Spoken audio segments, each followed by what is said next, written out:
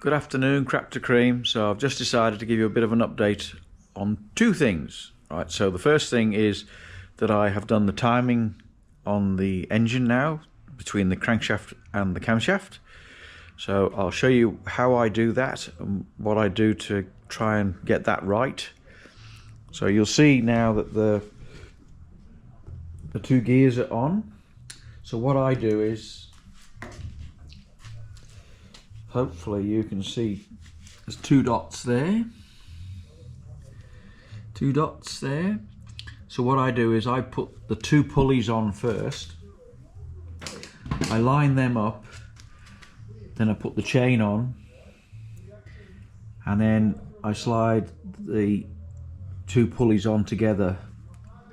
So there's two sides to that. So one, you can make sure that pulleys both slide on fairly easily but not loose, and the other part is that the two keyways are lined up so that you don't have to try and line the keyways up by turning the sprockets to get things right, because you can end up with a link out, then you've got to pull it all off again and start again.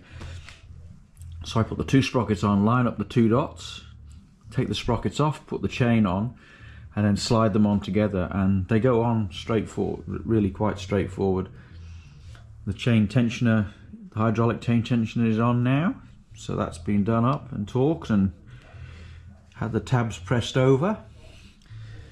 And obviously the front plate's on, and I've got a small amount of sealant on that just to stop hopefully any oil leaks. So from here now I'm going to put the front cover on and the oil seal in the front cover,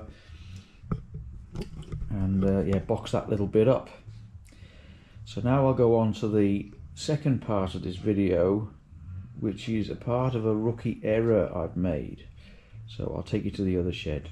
I'll be back in a second.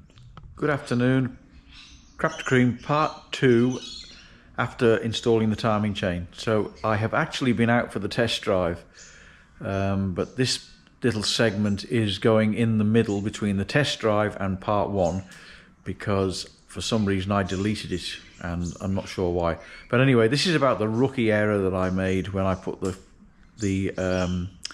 supercharger on and hooked up the vacuum advanced retard pipe. So I know, Craig, or exhausted, I know you've been asking about this, so this will hopefully give you a bit of a direction and highlight where I didn't quite do the right thing. So on the side of the supercharger there are two connections.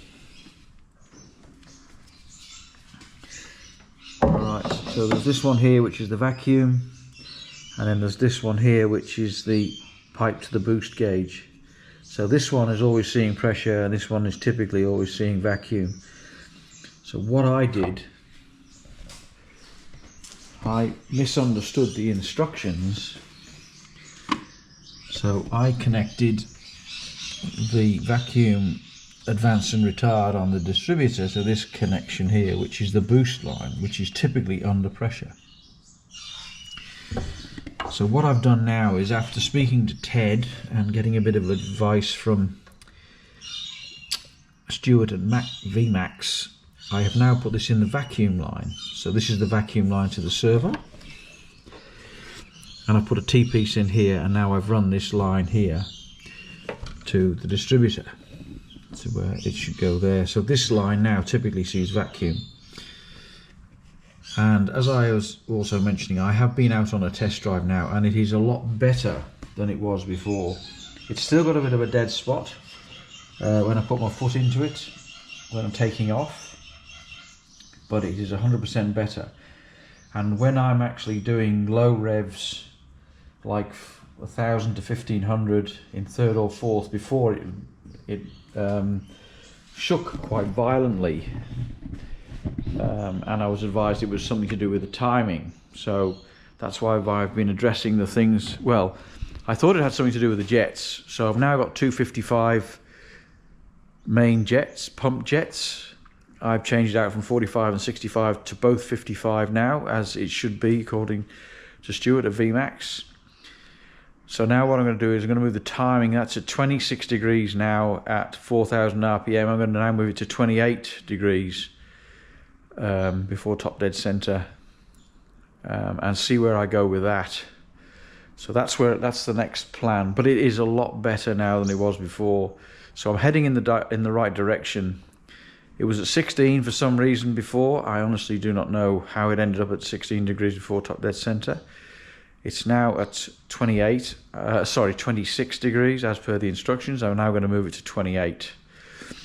But I think that this little FUPA here with the vacuum line and the pressure line is definitely a contributing factor to what my issues were. So these are the two jets now that I've moved. These are both now, this one here and this one here now are both 55. Yeah, still quite warm after its little run out. Now when you see the next part of the video, right, wind noise is quite bad. One of the disadvantages of having a soft top and also proceeding at speed. So if you'll please forgive that, and if you'd like to put your subscriptions and comments below, I'm more than willing to read what you've got to say, and I thank for the subscriptions, and I thank you for the comments. I didn't get to say it at the end of the next part of the video because I was just out on a gravel road up in the back of Byford, off to do a bit of a little jobby out there. Alright, so that'll do enough waffling on this little bit, and I will make the video and I shall post it very shortly. So I'll say bye for now for this segment. So hello, Crafty Crane. We're off in the car. Not sure how much of this you'll hear. So the changes I've made have made a difference.